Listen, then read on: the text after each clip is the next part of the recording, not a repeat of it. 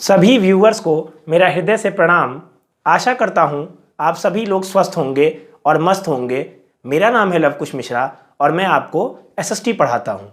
तो आइए बिना अपने समय को व्यर्थ किए हुए हम अपने टॉपिक को समझते हैं। आज का हमारा टॉपिक है the salt march and the civil disobedience movement, नमक यात्रा और सविनय अवज्ञा आंदोलन। तो आइए इस टॉपिक को डिटेल में समझते हैं। Mahatma Gandhi found in salt a powerful symbol that could unite the nation. देश को एकजुट करने के लिए महात्मा गांधी को नमक एक शक्तिशाली प्रतीक के रूप में दिखाई दिया। 31 जनवरी 1930 को महात्मा गांधी ने वायसराय इरविन को एक खत लिखा। इस खत में उन्होंने 11 मांगों का उल्लेख किया था। इनमें से कुछ सामान्य मांगे थी, जबकि कुछ मांगे उद्योगपतियों से लेकर किसानों तक विभिन्न तबकों से जुड़ी हुई थी। गांधी जी इन मांगों के जरिए समाज के सभी वर्गों को अपने साथ जोड़ना चाहते थे ताकि सभी उनके अभियान में शामिल हो सके। इनमें सबसे महत्वपूर्ण मांग नमक कर को खत्म करने के बारे में थी। अब महात्मा गांधी ने नमक ही क्यों चुना, इसको समझ लीजिए। देखिए, नमक का अमीर गरीब सभी लोग इस्तेमाल करते थे। यह भोजन का एक अभिन्न हिस्सा था। नमक हम रोज खाते हैं, हमारी एसेंशियल कमोडिटी है, ये रोज इस्तेमाल होने वाली वस्तु है। नमक पर सॉल्ट लॉ था, मतलब हमें खुद को अपने देश के नमक पर टैक्स देना पड़ता था और हम उसका प्रोडक्शन भी नहीं कर सकते थे। नमक के प्रोडक्शन पर ब्रिटिशर्स की मोनोपोली थी, उनका एकाधिकार था। इसीलिए नमक पर कर और उसके उत्पादन पर सरकारी इजारेदारी को महात्मा गांधी ने ब्रिटिश शासन का सबसे दमनकारी पहलू बताया था। और इन कारणों की वजह से महात्मा गांधी को लगा कि नमक ही वो चीज़ है जो पूरे देश की देशभक्ति की भावना को जगा सकती है। महात्मा गांधी का यह पत्र एक अल्टीमेटम या चेतावनी की तरह था। उन्होंने लिखा था कि अगर 11 मार्च तक उनकी मांगें नहीं मानी गई तो कांग्रेस सविनय अवज्ञा आंदोलन छेड़ देगी।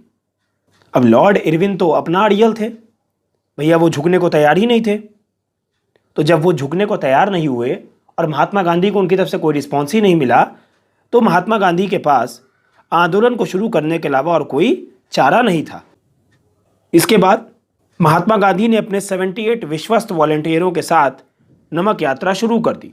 कब शुरू करी इन्होंने अपनी नमक यात्रा 12 मार्च 1930 को स्टार्ट कर दी। 11 मार्च तक का समय दिए थे लॉर्ड इरविन को और लॉर्ड इरविन ने कोई रिस्पॉन्स दिया नहीं, तो 12 मार्च को इन्होंने अपनी नमक यात्रा को प्रारंभ कर दिया अपने 78 ट्रस्टेड वॉलंटियर्स के साथ। अपनी सॉल्ट मार्च को इन्होंने स्टार्ट कर दिया। यह यात्रा साबरमती में गांधी जी के आश्रम से 240 मील दूर दांडी नामक गुजराती तटीय कस्बे में जाकर खत्म होनी थी। दांडी गुजरात में समुद्र तट पर पड़ने वाला एक स्थान है। गांधी जी की टोली ने 24 दिन तक हर रोज लगभग 10 मील का सफर तय किया। महात्मा गांधी जहां भी रुकते थे, हजारों लोग उन्हें सुनने के लिए आते थे। इन सभाओं में महात्मा गांधी ने स्वराज का अर्थ स्पष्ट किया और आह्वान किया कि लोग अंग्रेजों की शांतिपूर्वक अवज्ञा करें, यानी अंग्रेजों का कहा ना माने। जो भी अंग्रेज कहते हैं उनकी बात मत मानिए आप।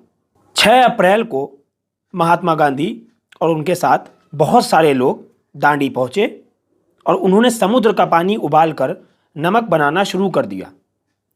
यह सॉल्ट लॉ का उल्लंघन था, अंग्रेजों के दमनकारी कानूनों का यह उल्लंघन था और यहीं से सविनय अवज्ञा आंदोलन हमारा शुरू होता है। यह आंदोलन असहयोग आंदोलन के मुकाबले किस तरह अलग था, इस बात को समझ लीजिए। इस बार लोगों को न केवल अंग्रेजों का सहयोग न करने के लिए बल्कि औपनिवेशिक कानूनों का उल्लंघन करने के लिए भी आह्वान किया गया था। उस बार तो केवल यह कहा गया था कि अंग्रेजों का सहयोग मत करिए। इस बार यह बोल दिया गया कि जो औपनिवेशिक कानून हैं उनका भी आप उल्लंघन कर दीजिए। मतलब अंग्रेजों के बनाए हुए जितने भी कानून हैं दमनकारी, उनका आप उल्लंघन करिए, मत मानिए उनको। ये चीज़ इस बार ऐड कर दी गई। अच्छा, महात्मा गांधी का बस इतना कहना ही था, लोग तो उनकी आवाज़ पर तुरंत रिस्पॉन्स करते थे।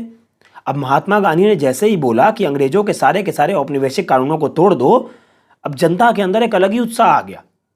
देश के विभिन्न भागों में हजारों लोगों ने नमक कानूनों को तोड़ डाला और सरकारी नमक कारखानों के सामने जाकर के प्रदर्शन करने लग गए।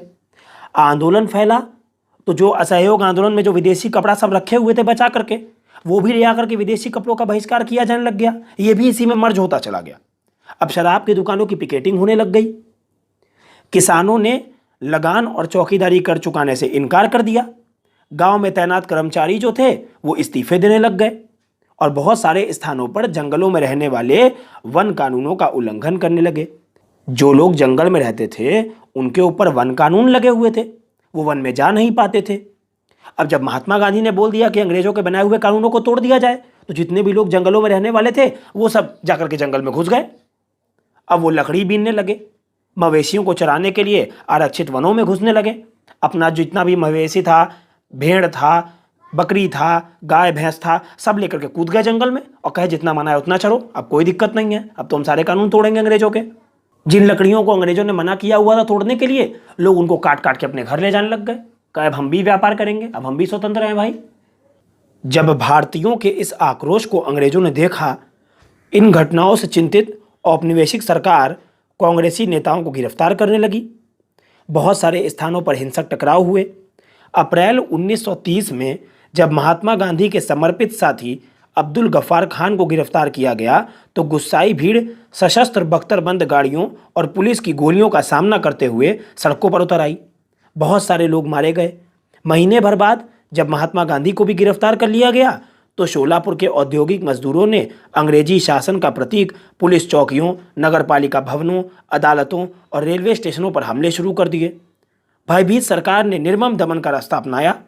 शांतिपूर्ण सत्याग्रहियों पर हमले किए गए, औरतों व बच्चों को मारा पीटा गया और लगभग 1 लाख लोग गिरफ्तार किए गए। In such a situation, Mahatma Gandhi once again decided to call off the movement। अब महात्मा गांधी ने जब ये सब स्थितियां देखी कि मैं भी अरेस्ट हूं, अब्दुल गफ्फार खान भी अरेस्ट हो चुके हैं और 1 लाख से ऊपर लोग हमारे देश में गिरफ्तार हो चुके हैं, तो इन सब बातों से उनको समझ में आ गया कि अब आंदोलन को वापस लेने का समय आ गया है। इसीलिए महात्मा गांधी ने एक बार फिर अपना आंदोलन वापस ले लिया। जब भारत में ये सब स्थितियां हो गई, तो इरविन गांधी जी के पास गए और उन्होंने बोला कि देखो महात्मा गांधी, तुम्हारे देश की हालत क्या हो गई है, लेकिन तुम इन सब चीज़ों को रोक सकते हो। तुम ऐसा करो, मेरे साथ एक समझौता कर लो। तो महात्मा गांधी सोचने लगे कि स्थिति तो समझौता करने वाली ही है, क्योंकि हमारे देश में इतने लोग गिरफ्तार हो चुके हैं और अंग्रेज सरकार इतना दमन कर रही है हमारे देश के ऊपर, इतना लोगों के ऊपर अत्याचार कर रही है कि इस कंडीशन में हमको समझौता कर लेना ही ठीक है। तो महात्मा गांधी ने 5 मार्च 1931 को इरविन के साथ एक समझौते पर दस्तखत कर दिए। इस गांधी इरविन समझौते के जरिए गांधी जी ने लंदन में होने वाले दूसरे गोलमेज सम्मेलन में हिस्सा लेने पर अपनी सहमति व्यक्त कर दी। पहले गोलमेज सम्मेलन का कांग्रेस बहिष्कार कर चुकी थी। इसके बदले सरकार राजनीतिक कैदियों को रिहा करने पर राजी हो गई। दिसंबर 1931 में सम्मेलन के लिए गांधी जी लंदन गए। यह वार्ता बीच में ही टूट गई और उन्हें निराश वापस लौटना पड़ा। सेकेंड राउंड टेबल कॉन्फ्रेंस में कोई भी काम की बात नहीं हुई। सारी की सारी बातें निरर्थक थी और वहां से महात्मा गांधी निराश होकर भारत लौटे। यहां आकर उन्होंने पाया कि सरकार ने नए सिरे से दमन शुरू कर दिया है। गफ्फार खान और जवाहरलाल नेहरू दोनों ही जेल में बंद थे और कांग्रेस को गैर कानूनी घोषित कर दिया गया था। सभाओं, प्रदर्शनों और बहिष्कार जैसी गतिविधियों को रोकने के लिए सख्त कदम उठाए जा रहे थे। बेसिकली अंग्रेजी हुकूमत ने हर चीज पर रोक लगा दी थी। अब आप उनके विरोध में कोई भी गतिविधि नहीं कर पा रहे थे। इन भारी आशंकाओं के बीच महात्मा गांधी ने सविनय अवज्ञा आंदोलन को दोबारा शुरू कर दिया। साल भर तक आंदोलन चला, लेकिन 1934 तक आते आते उसकी गति मंद पड़ने लगी थी। उम्मीद करता हूं कि जितनी भी बातें मैंने आपको इस वीडियो में बताई हैं वो सारी की सारी आपको समझ में आ गई होंगी। हमारे चैनल को सब्सक्राइब करिए और नीचे जो बेल आइकन आ रहा है उसको प्रेस कर दीजिए ताकि हमारे सारे नए वीडियो की नोटिफिकेशंस आपको मिल जाएं। इस वीडियो को लाइक करिए और अपने दोस्तों के साथ ज़्यादा से ज़्यादा शेयर करिए। इस वीडियो के डिस्क्रिप्शन में हमारे टेलीग्राम चैनल का लिंक है, वहां से आप ज्वाइन करके हमारे साथ कनेक्ट हो सकते हैं। मैं आपके उज्जवल भविष्य की हमेशा भगवान जी से कामना करता हूं। इस वीडियो को देखने के लिए बहुत बहुत धन्यवाद। जय हिंद, जय भारत।